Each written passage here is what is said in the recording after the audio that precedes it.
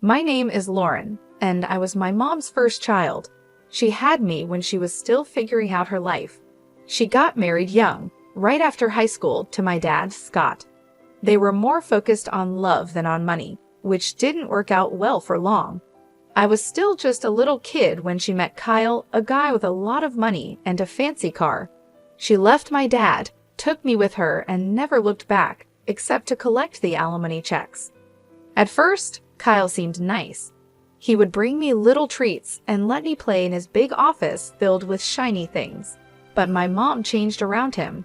She always looked at me like I reminded her of a life she wanted to forget. One evening, I overheard them talking in the kitchen while I was supposed to be watching TV. "She's too much like Scott," my mom said sharply. "Always asking questions, always looking at me like he used to." I didn't understand what she meant at the time, but it hurt to hear her talk about me like I was a problem. I loved my real dad. Sure, he lived in a small apartment on the other side of the city, but every moment with him was fun, even if we were just playing in the park or eating cheap pizza. My mom's words from that night stuck with me, and she only became more critical over time. "Can't you do anything right?" she'd say whenever I tried to help around the house or did my schoolwork in the living room. My dad, on the other hand, was different. "You're doing great, Lauren," he'd tell me whenever I showed him my grades or a drawing from school. "Don't let anyone tell you otherwise." Life at my mom and Kyle's house got more stressful when I started school. My mom was always talking about appearances, how I needed to wear the right clothes and hang out with the right kids. "Why can't you dress like Karen's daughter? Look at her," she'd say, showing me a picture from a party I wasn't invited to. One day, after she scolded me for tracking mud into the hallway, I finally snapped back. At least Dad doesn't yell about a bit of dirt. The slap came fast, her hand stinging my cheek before I knew it. I even saw it move. "Don't talk about your father like that," she hissed, her face close to mine, her breath smelling of coffee and anger. Tears started to fill my eyes, but I held them back, just like Dad taught me. That night, lying in my bed, I promised myself I wouldn't let her see me cry. I wouldn't give her that satisfaction. When Mom announced she was pregnant again, the whole house felt different, like something big was about to change, and not in a good way. She had that glow people talk about when they're expecting, but it never seemed to shine in my direction. "I'm having a baby with the man I love, Kyle. It's going to be perfect," Mom said one evening, rubbing her belly while Kyle beamed like he'd won a prize. Kyle, always trying to charm, added, "We'll need to redo the guest room, make it fit for a little princess." My heart sank. They were talking about my room, my little corner in their world. "What about my room?" I asked, trying to keep my voice steady. Mom shot me a look, her smile turning tight. "You can move into the smaller room, Lauren. It's only fair. The baby will need the space." The way she said fair made it sound like it was already decided, no room for arguing. So I moved, packed up my things, and settled into the smallest room in the house, barely bigger than a closet. Time flew by, and soon Mary was born. She was all anyone could talk about. "Isn't she just the most beautiful baby you've ever seen?" Mom would gush to her friends over the phone, cradling Mary like she was the most precious thing in the world. "Yeah, she's cute," I'd mutter, trying to join the conversation. Cute was an understatement. Mary was adorable, and I couldn't help but love her from the moment I saw her. I wanted to be a good big sister, to be involved and help out. One afternoon, I tried to sneak into Mary's room while Mom was busy in the kitchen. I tiptoed in, peering over the crib at my baby sister, who was gurgling happily. "Hey there, Mary," I whispered, reaching out a finger for her to grab. But Mom must have heard me, because suddenly she was at the door, her voice sharp as a knife. "What are you doing, Lauren? I told you to ask before going into her room." "I just wanted to see her," I protested, feeling the familiar sting of tears pricking my eyes. I wanted to help, but Dad was different. During one of my weekends with him, I'd opened up while we were having pizza at our favorite spot. Mom's always on edge when I'm around Mary. It's like she thinks I'll break her or something, I said. Dad chewed thoughtfully before replying, You know, Lauren, some people just have a hard time sharing love. It's like they think there's only so much to go around. But remember, you've got a big heart. Don't let your mom's behavior make you think otherwise. His words helped a little, but back at Mom's house, the distance between us kept growing. Even when I tried to share stories about school or friends, Mom's attention was always split, half listening and half watching Mary. One day, I came home with a school award, second place in the science fair. I was so excited, clutching the certificate like it was a ticket to their approval. Look, Mom, I won this, I exclaimed, holding it out to her as she fed Mary. That's nice, dear, she said without looking up. Put it on the fridge or something. Or something, I echoed to myself, the words feeling empty. I stuck the certificate on the fridge, a bit crooked, and stepped back. To them, it was just another piece of paper, just another day in Mary's shadow. By the time I reached high school, things were pretty rough at home.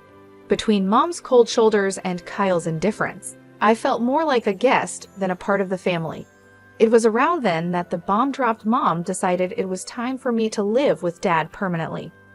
The day she told me we were having dinner, it was one of those rare moments where it was just her and me at the table. Kyle was late from work, and Mary was already tucked in. Lauren, we need to talk about your future, Mom started, pushing her food around her plate with a fork. There was no warmth in her voice, just a cold, businesslike tone that immediately made me nervous. What about it? I asked, trying to sound casual, but my heart was racing. We've been discussing things, and we think it's best if you move in with your father. With the new baby coming, things here are, well, they're complicated. I almost choked on my water. Move in with Dad. But why? I thought everything was fine here. Mom sighed, a sound full of impatience. Look, Lauren, you're not a child anymore. You need your own space, and we can't provide that here, not with the new situation. It's cramped, and frankly, the financial burden is more than we expected. It's better for everyone this way. I pushed my plate away, no longer hungry. And what about school? My friends? You can go to a new school, make new friends, she said, as if it were that simple, as if my life could be easily replaced. It felt like I had to erase my life and start over without any trouble. The next few weeks were a blur as I packed up my things, my whole world shrinking into boxes, books, clothes, and the few keepsakes that meant something to me. Kyle barely said goodbye, and Mary, too young to understand, gave me a confused hug. Moving day was tough. Dad lived on the other side of town in a small apartment. It was clean but cluttered with memories of a life paused since Mom left him. He was standing there waiting for me with open arms and a worried smile when I arrived. The apartment was nothing like the house I grew up in.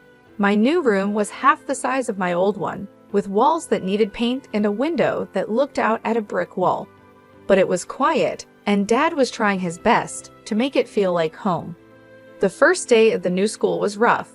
As I walked down the crowded hallways, I could feel the stares and hear the whispers. That's the new girl, they'd say, as if I were some kind of oddity.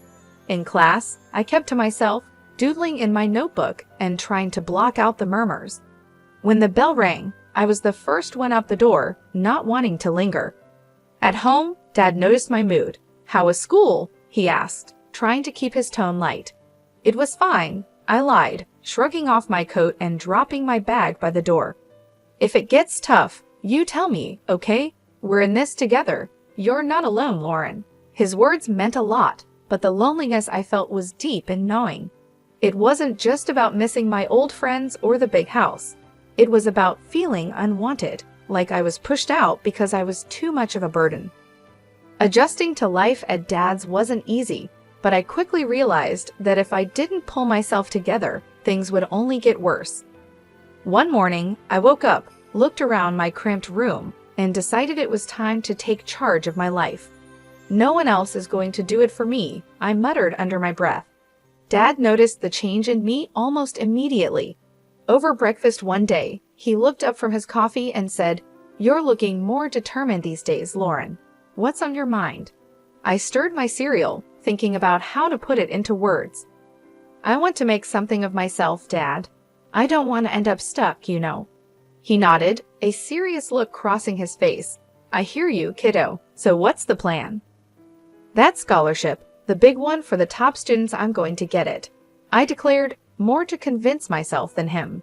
Dad's smile was all the encouragement I needed. I needed that scholarship, and if anyone could get it, it was me. Dad said, just tell me what you need from me. School was tough, with long hours spent catching up and even longer evenings buried in books. My teachers noticed the change. Even the tough ones seemed to respect how hard I was working. Mr. Jeremy, my math teacher, kept me after class one day. Lauren, your work has improved a lot. What's driving this? He asked. I need that scholarship, I replied bluntly, packing up my stuff. I've got plans, and they don't include being stuck here forever. Mr. Jeremy studied me for a moment, then nodded slowly. Well, keep at it, and let me know if you need extra help. I'm here. Making friends wasn't easy, but I managed to find a few people who didn't mind that I was focused on my goals. During lunch, I'd sit with Linda and Peter, two kids who weren't exactly popular but knew how to laugh. So, Lauren, you're like a library ninja now, huh? Peter joked one day, nudging me as we sat down with our trays. I cracked a smile. Yeah, got to be stealthy if I want to snag the best study spots. Linda chimed in, her voice soft but sincere. It's cool what you're doing, Lauren. Most wouldn't bother. Days turned into months, and the pressure grew as the application deadlines got closer. Dad was my rock, always there with a hot meal and a listening ear whenever the stress became too much. The day I got the scholarship letter, my hands were shaking as I tore it open. Dad was right there, holding his breath. I scanned the words, my heart pounding, and then I cheered so loud the neighbors probably heard. I got it, Dad. I got it. I jumped up, the letter flapping in my hand like a flag of victory. Dad swept me up in a big hug, laughing and cheering right along with me. I knew it. I knew you could do it. As I packed up my things for college a few months later, I felt ready. The future was bright, and for the first time, it felt like it was truly mine. I was leaving, but I was taking all these lessons, all this love and hard-earned wisdom with me. After graduating with honors and establishing a solid career, I finally felt like I was on stable ground. I was 25, doing well at my job, and had just started dating a great guy from work named Eric, who had been nothing but supportive. Then, out of the blue, my mom called. We hadn't spoken much since I moved out, but suddenly here she was asking more like telling me something. Lauren, your sister Mary is going to college in your city. We've paid her tuition, and we think it'd be best if she stayed with you. Mom said, making it clear this wasn't just a suggestion. I hesitated, memories of our strained relationship running through my mind, but I wanted to believe things could be different this time. Okay, Mom, I'll help Mary out. It might be nice to reconnect, I said, trying to keep any doubts out of my voice. Mary moved in 2 weeks later, and it was obvious right away that we were very different. She was as stunning as ever, completely focused on her looks and living a high-maintenance lifestyle. She brought with her a suitcase full of expectations and a personality that expected them to be met. Can you make sure we have almond milk and kale? I'm on a special diet, Mary said casually on her first evening, checking herself out in the mirror. Sure, I'll add them to the grocery list, I replied, trying to be accommodating. But living with Mary turned out to be harder than I expected. She partied like there was no tomorrow, often coming home at dawn, her carefree laughter echoing through the apartment while I lay awake, worrying about work meetings and presentations. One afternoon, Eric came over while Mary was getting ready for another night out. I noticed how she smiled at him just a bit too sweetly, and for a bit too long. After she left, Eric spoke up. Lauren, I think Mary's got the wrong idea about me. She's been, flirty. I felt a wave of anger and embarrassment. Thanks for telling me, Eric. I'll talk to her. When I confronted Mary, she just laughed it off. Oh, come on, Lauren, I'm just being friendly. Besides, can I help it if he likes me back? That's my fiancé, Mary. You need to respect that, I replied, my voice firm. Her laugh turned cold.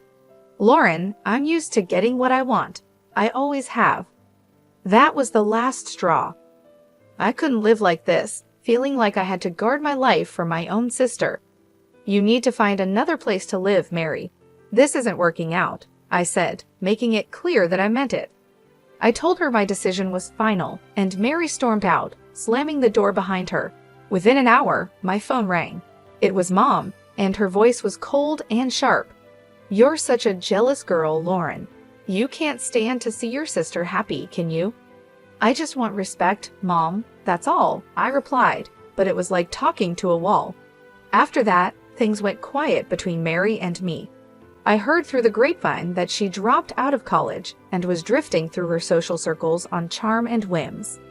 As for me, I refocused on my life with Eric, my work, and rebuilding my boundaries. 3 years flew by since I last tried to patch things up with my family. Things were going well for me, I was moving up at work, and life with Eric was better than ever. That's when I heard the news about Mary. She had dropped out of college and was getting married to some rich guy she'd met. Feeling a mix of curiosity and goodwill, I picked up the phone to call home and offer my congratulations.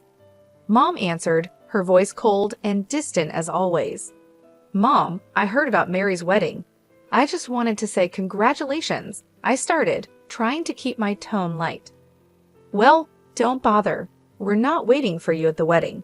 It's for rich people only, and we don't need any beggars there, she spat out, her words cutting deep.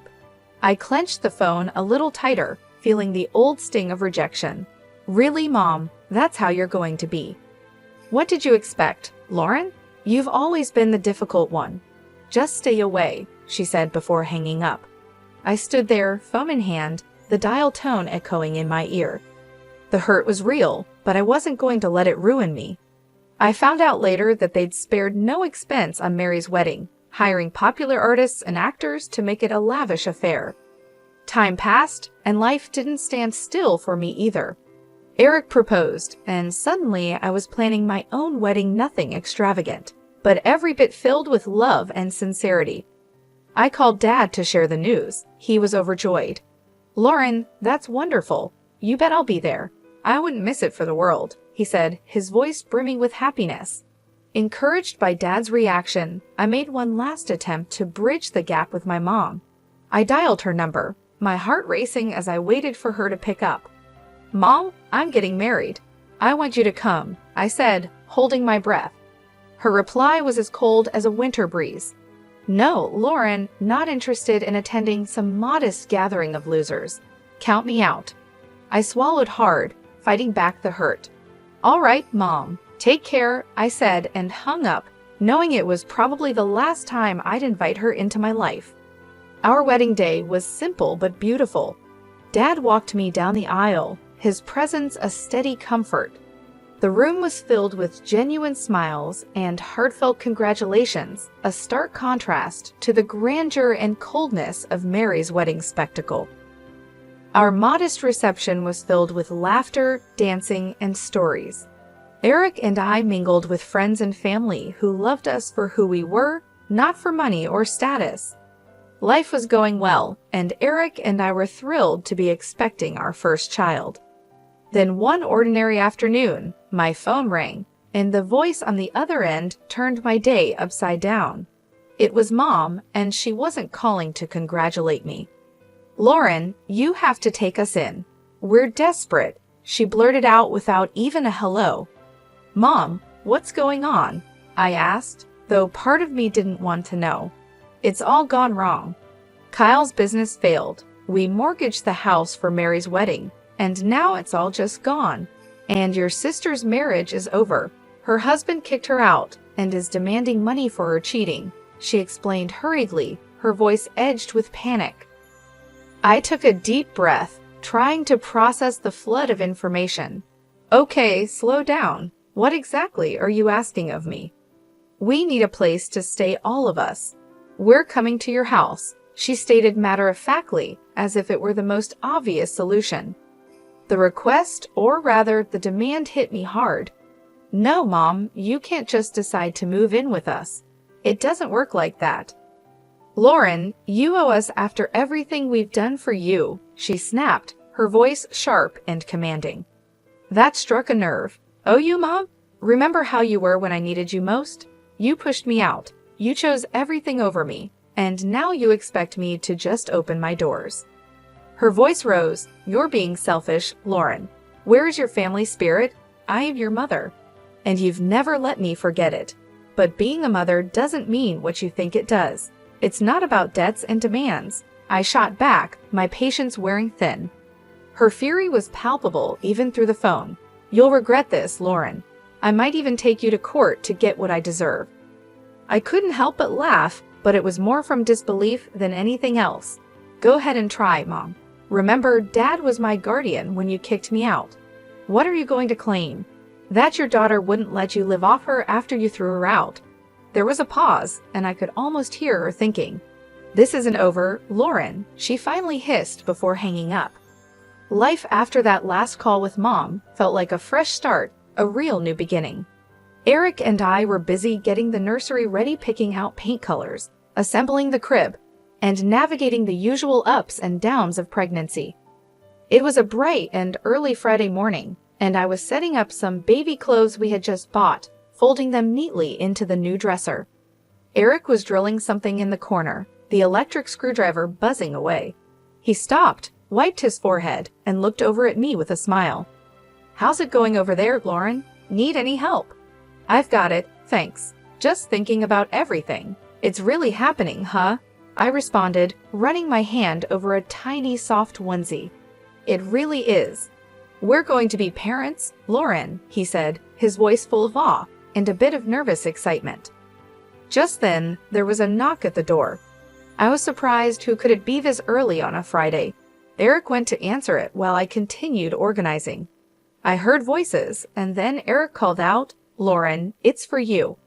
Walking into the living room, I was surprised to see my dad standing there with a big grin on his face and a teddy bear in hand.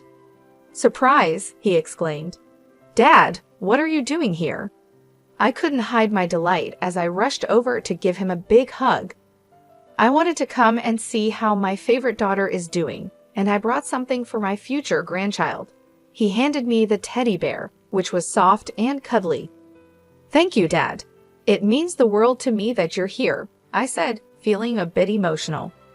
We sat down, and Dad looked around at the half-assembled baby furniture and the stacks of baby books. Looks like you're almost ready for the little one. We're trying. It's a lot, but we're excited, I told him, then paused, biting my lip. Dad, I had another call with Mom. It didn't go well. Dad's expression turned serious. I heard about it from your mom. She wasn't too pleased, was she? No, she wasn't. But Dad, I stood my ground. I had to for me, for Eric, and for the baby. We need peace here, I said firmly. The day passed with us sharing stories, Dad giving us some unsolicited but funny parenting advice, and just enjoying being together. It was a good day, one of those days you know you'll look back on fondly. As the sun set, painting the sky in shades of orange and pink, Eric, Dad, and I sat on the porch, a gentle breeze rustling the leaves. Eric put his arm around me, and I leaned into him. Despite everything with Mom and all the drama, I feel lucky. We have each other, and we're about to start this amazing new chapter. I have a feeling it's going to be great, I said, looking out at the fading light. Eric kissed the top of my head. It will be. We've got this, Lauren. As night fell and Dad said his goodbyes, I felt a deep sense of contentment and readiness for what was to come. The challenges with my mom and the uncertainty of new beginnings had been tough, but they led me here, to this moment, surrounded by love and support.